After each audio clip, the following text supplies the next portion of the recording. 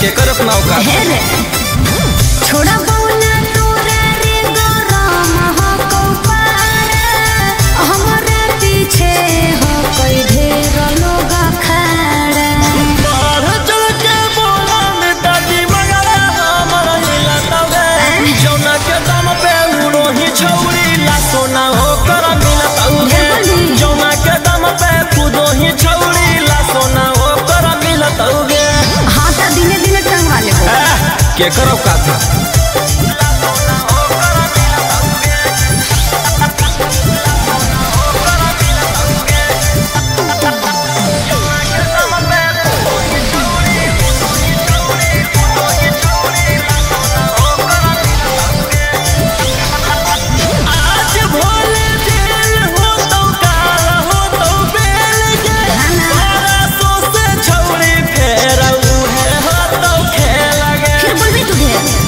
और जानो ही नहीं छोड़ा हो कोई ऊपर ले पहचान रे कर देबो इशारा तब तोर चल जा तो जान रे